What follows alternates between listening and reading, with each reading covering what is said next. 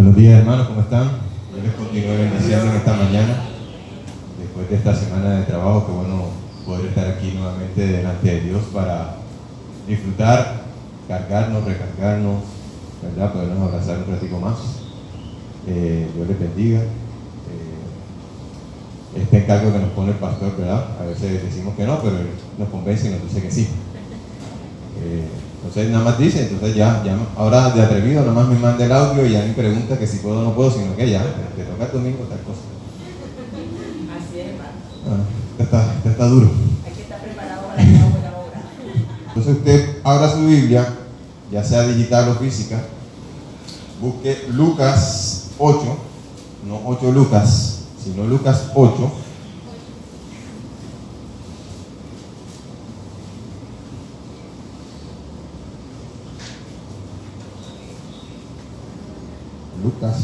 Lucas, ¿verdad? Dice así la palabra de Dios. Yo tengo la versión Reina Valera y espero que usted hayan sido. Lucas capítulo 8, versículo 40.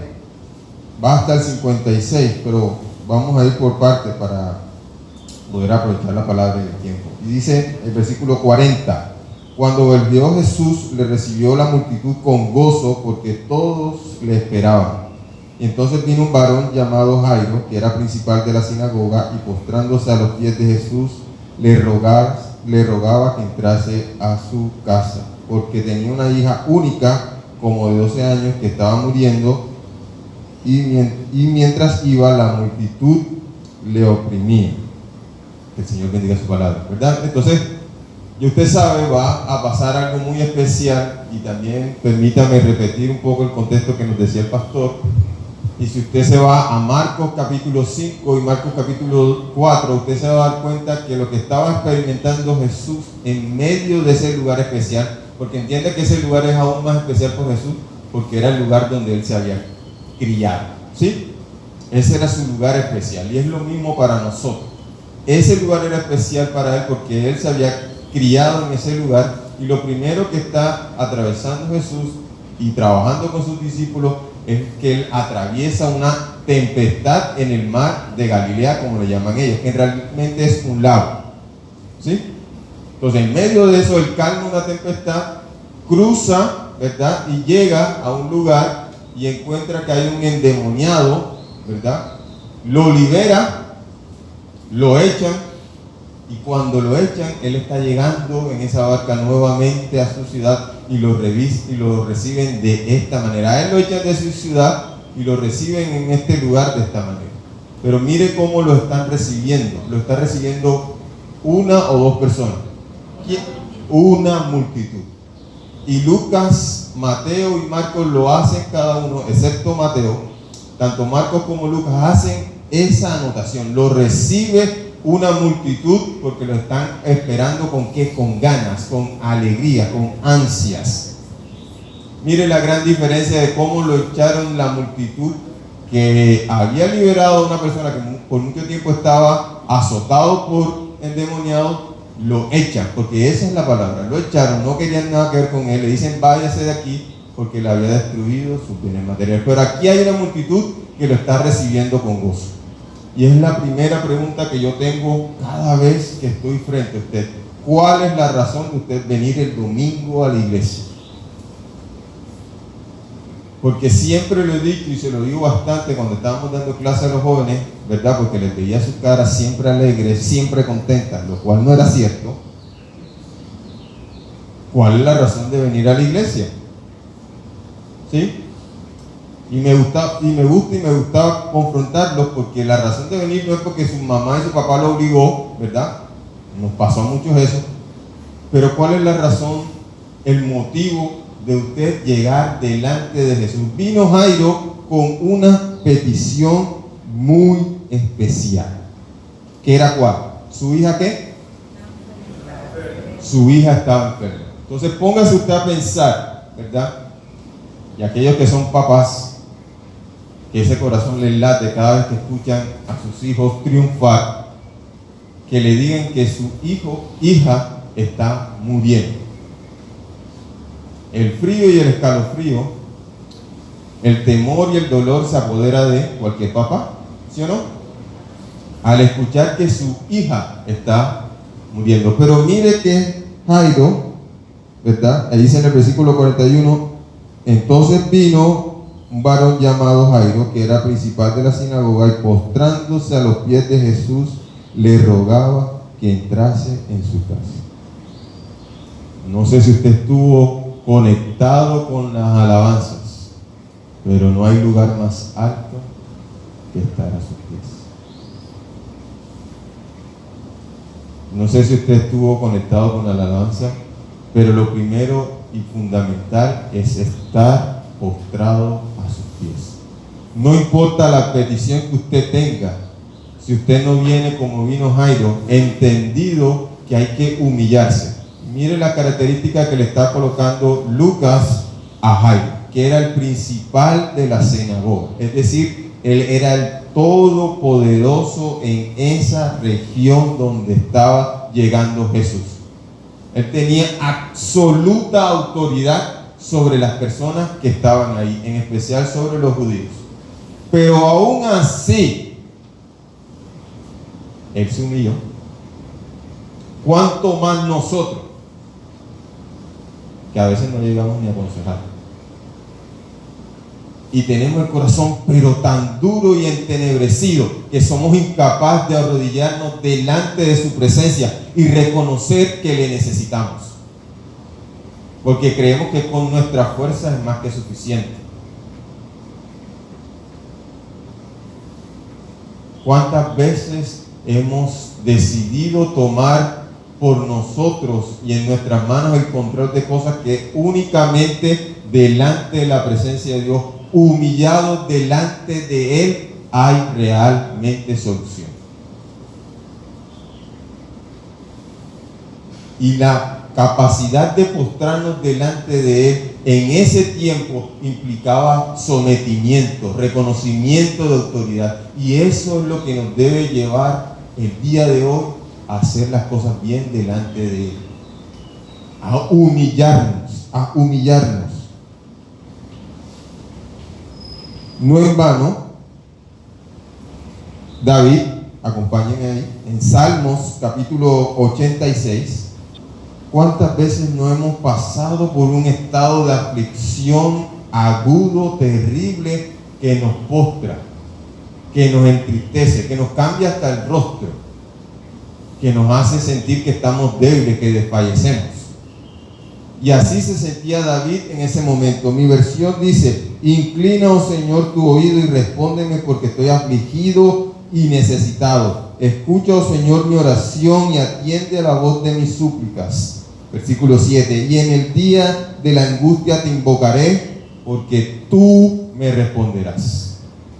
Él que era rey, él que era líder de un ejército, aún así decide y expresa que la necesidad que él tenía en medio de la aflicción y de la angustia era únicamente Dios.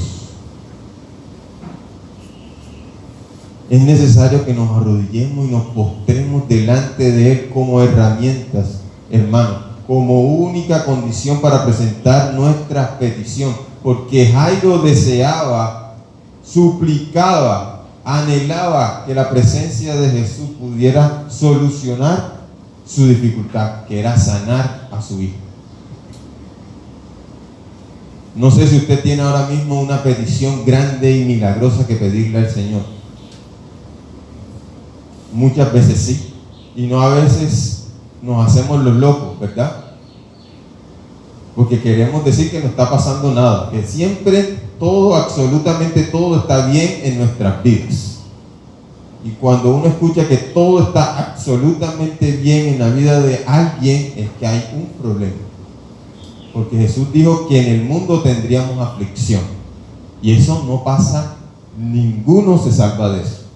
Pero Él dice: tranquilos, yo he vencido al mundo, porque Él dice que hay una salida a eso.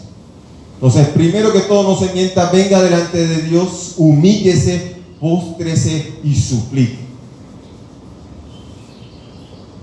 Suplique. Suplique.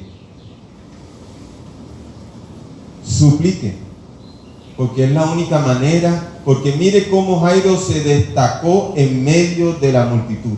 Los demás estaban alegres y contentos, pero solo Lucas, Marcos y Mateo destacan la actitud de Jairo de súplica, de postrarse a sus pies. Los demás estaban como apretujándolo. Lo segundo que quiero decirles se encuentra en el versículo, al final del versículo 42, y mientras iba, una multitud oprimía a Jesús. ¿Verdad? Una multitud. Entonces usted comienza a ver que usted ya ha dicho delante del Señor, le ha presentado su súplica. Usted dice: Señor, escúchame, yo vengo delante de ti. Usted ha comenzado esa conversación para que Él responda, pero a veces pasa lo que no nos gusta, y es que vienen delante de nosotros obstáculos. Y el principal obstáculo que a veces queremos negar es que nuestros temores son nuestro principal obstáculo. Mire que ahí aparecía que la multitud apretaba, pero que después apareció lo que Sandra y el pastor predicaban el domingo pasado. ¿Quién apareció? La mujer del flujo. Y uno puede decir, ¿verdad? Y a veces se llena de esos malos pensamientos que no deben albergarse en nuestro corazón. Es que el Señor también tiene cuidado de todo, pero es que le está respondiendo a Alfonso, pero a mí no me ha respondido. Es que yo veo que a otros le responde, pero a mí no me responde. No sé si usted lo ha hecho, pero a veces ese es el sentido de nuestro corazón. Comenzamos a afirmar cosas que no son ciertas. Comenzamos a creer que los obstáculos que se presentan son mayores a Jesús, y se pierde nuestro corazón. A veces el obstáculo parece ser la familia, parece ser que son los otros, parece incluso que Jesús está ignorando a Jairo. No sé si usted en el transcurso de la lectura, como cuando lo hicieron el domingo pasado, usted se dio cuenta que comienza hablando de Jairo y su necesidad, y un momento el foco de la atención se centra sobre la mujer del flujo, y no vuelve a aparecer en los próximos minutos Jairo de ninguna manera. Ese silencio brutal que cae sobre nosotros cuando parece que Jesús o Dios, el Espíritu Santo, nos responde, es el que a veces nos agobia y que no somos capaces de administrar. Ese silencio de pedir y rogar y suplicar, y el Señor, y nos hacemos la idea que Él no quiere respondernos. Nos hacemos esas ideas mentales. Pero la mayor dificultad que tenemos es que no hacemos ni creemos lo que dice Filipenses capítulo 4, versículos 6 y 7. Alfa, ayúdame con esa lectura. Filipenses capítulo 4, versículos 6 y 7. Y yo lo comparo, ese versículo y este estado de los obstáculos que se presentan cuando llegan a nuestra vida, cuando estamos suplicando, al ciclista, ¿verdad? Y tanto que nos gusta este tema del ciclista, de Nairo y demás compañeros, Egan, que ellos cuando enfrentan unas etapas de esas bien duras, hermano, usted no tiene ni idea de lo que es subir esas montañas empinadas. Y lo único que le queda a usted es la soledad, porque cada ciclista le toca solito. Ahí no lo puede empujar nadie, ahí no lo puede llevar nadie. Usted puede tener el carro de ayuda técnica, pero usted no puede agarrar ese carro, no le sirve. Usted tiene que hacerlo solo. Filipenses capítulo 4, versículos 6 y 7. No se preocupen por nada, en cambio, oren por todo. Díganle a Dios lo que necesitan y denle gracias por todo lo que Él ha hecho. Así experimentarán la paz de Dios, que supera todo lo que podemos entender. La paz de Dios cuidará su corazón y su mente mientras vivan en Cristo Jesús. Amén. Sigue el versículo 7, dice: y así Dios les dará su paz, esa paz que la gente de este mundo no alcanza a comprender. Y cada vez que nosotros hemos atravesado por una dificultad, Nuestro corazón tiene una fe, una certeza, una esperanza en eso que los demás sienten que no pueden alcanzar, porque nosotros estamos llamados a eso. Si usted no lo ha experimentado en cada paso que ha dado, hay algo que Dios necesita trabajar y que está trabajando, porque el silencio nos permite encontrar esa paz. Pero dice, pero que protege esa paz. Mire lo que busca. Así Dios les dará su paz. Esa paz que la gente de este mundo no alcanza a comprender, es decir, nosotros sí, pero que protege el corazón y el entendimiento de los que ya son de Cristo.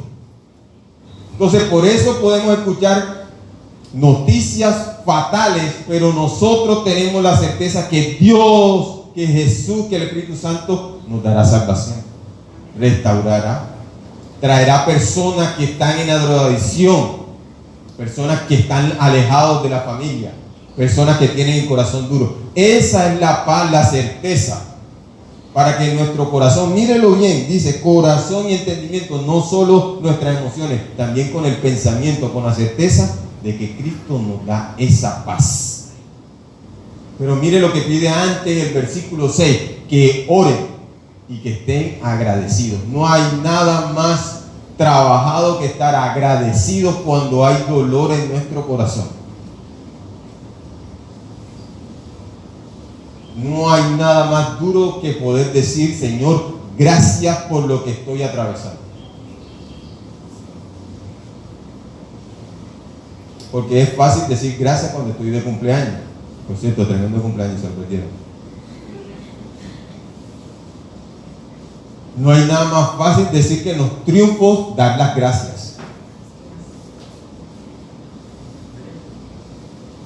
Pero cuando estamos en medio de la adversidad, en medio de la oración, en medio del momento duro, cruel y despiadado, decir gracias, Señor, por lo que estoy atravesando. Es lo más duro, porque necesita que nuestro corazón y nuestro entendimiento esté dispuesto a eso. Lucas, además, en el versículo 49, ¿verdad? Ya Jesús hizo su labor con la mujer de flujo. Ya trabajó con una persona, pero todavía no se ha olvidado de Jairo. No se ha olvidado. Y dice, versículo 49, estaba hablando aún, ¿verdad? Cuando vino uno de la casa del principal de la sinagoga, es decir, de Jairo, y le dijo, tu hija ha muerto, no molestes más al maestro. Y aparecen ahí los recordatorios de la gente que dice, tu Dios no sirve, tu Dios no funciona, ¿qué haces perdiendo el tiempo? ¿Sí? Este mundo no tiene arreglo, no hay solución para tu casa. Pero inicio del versículo 50 le permite a usted entender que ese momento de silencio es solamente para trabajar en nosotros, no porque Jesús no esté actuando. ¿Cómo comienza el versículo 50? ¿Oyéndolo quién? Al oír esto Jesús, Dios no ha dejado de escucharnos. Si usted piensa que lleva 5, 6, 7 o como la mujer de flujo 12 años sin escuchar respuesta, yo hoy le digo que Jesús, el Dios Padre, no ha dejado de escuchar.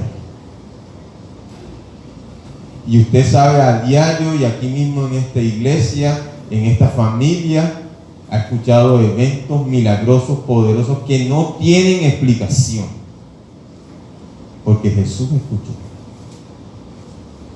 Oyéndolo, Jesús le respondió, no temas, cree solamente y será ¿qué? Bueno, pero si ya me dijeron que murió, ¿qué hacer si le dicen que murió? ¿Qué hacer? Si te dicen no molestes al maestro, Jesús dice, cree. Esa es la única herramienta. Esa es la única herramienta, hermano. No le queda otra. No se trata de que se levante a las 3 de la mañana a orar. No se trata de que anochezca. No se trata de que se lea la Biblia. No se trata de que el pastor ore por usted. No se trata de que alguien interceda por usted. Solo le queda creer. Solo le queda creer como única herramienta. Es la única herramienta que le queda. Y la otra herramienta provista por Jesús, y es muy especial esta herramienta, se encuentra en el versículo 51 y dice, entrando en la casa, no dejó entrar a nadie consigo, sino a Pedro, a Jacobo, a Juan y al padre y a la madre de la niña. En otras versiones, en Marcos, dice que había gente tocando flauta y haciendo alboroto en las afueras de la casa de Jairo, porque la costumbre decía que era una especie de tradición en la cual a todos se les decía que la persona estaba muerta. Pero mire que Jesús decidió sacar a todos esos incrédulos, porque también en una parte del versículo dice que se burlaban de la actitud de Jesús. Y eso es lo que encontramos a veces, burlas frente a lo que Dios hace en nuestras vidas. Pero Él decidió buscar apoyo. Buscó a Pedro, buscó a Jacobo y buscó a Juan. ¿Cuántos de nosotros en medio de la crisis y en un plan de oración y de súplica no buscamos o ignoramos el apoyo que da la Iglesia Bautista Manantial de Vida? No sé si usted alcanza a leer entre líneas lo que el pastor Alberto está haciendo en medio de nosotros con la oportunidad de reunirnos en nuestras casas para compartir la palabra. No sé si usted se ha dado cuenta que Dios ha puesto eso en su corazón como una estrategia más para que los miércoles, donde nada más habían 5 gatos en este lugar, no haya duda de que hay que reunirnos para orar, para cantar y compartir su palabra. No sé si usted... Y las invitaciones se hacen en los grupos, porque yo estoy en uno colado, ¿verdad?, de incógnito, y en otro es donde yo estoy fielmente. Y con dolor, ¿verdad? Con bastante dolor, permítame decirle, cuando hacen una invitación por ahí, muy pocos dicen yo voy. Hay un sinfín de excusas. Pero si usted está en un lugar, en una zona, es porque le queda cerca a su casa, ¿sí o no? Y en la zona muy cercana a su casa. Eso quiere decir que donde usted está ubicado, usted no va a gastar ni 1 hora, ni 2 horas para asistir. Tanto así que va camino a su casa en muchas de esas zonas, salvo a veces más cerca, que le toca más venir de por allá para acá. Pero por lo general el resto de las zonas quedan cerca a su casa. Y que no podamos ni siquiera asistir a una de esas zonas porque decimos que estamos muy ocupados, no está bien de nosotros, hermano. Tenemos que buscar ese apoyo. Tenemos que buscar dónde congregarnos. Yo le puedo decir por experiencia, y nos pasó a nosotros el viernes, que salí muy contento. Hace rato no disfrutaba tanto un momento como ese de oración, canción. Porque además pudimos en intimidad compartir cosas que anhelamos, porque ese también está llamado a ser ese lugar, ¿verdad? Cosas que no podemos compartir con todos, se pueden compartir ahí. Finalmente, acompáñenme en Apocalipsis capítulo 21, versículo 14. Y ni le digo a qué hora terminamos ese día. Yo creo. Estaba buena la cosa. Apocalipsis capítulo 21, versículo 14. No sé cuál será su petición de milagro para Dios. Jesús no actuó como actúan estos pseudoapóstoles que dicen que el viernes es venga y usted reciba su campaña, ¿verdad?, en campaña de milagros, y dicen que los días tal y tal y tal venga y reciba su milagro, ¿verdad? Como si eso fuera ir a un supermercado, uno paga, descarga y llévate tu milagro, ¿verdad? Y eso lo que genera en la gente es frustración. Porque imagínese si usted entra en esa congregación pensando en que ese día va a encontrar una respuesta automática y no sale, lo que usted va a salir de ahí es frustrado. Y eso no es la manera en cómo Jesús actúa. No ponga a Dios en una cajita donde usted pueda controlarlo. Entiéndalo bien. Dios es misterioso. Dios es misterioso y hace como se le da la gana.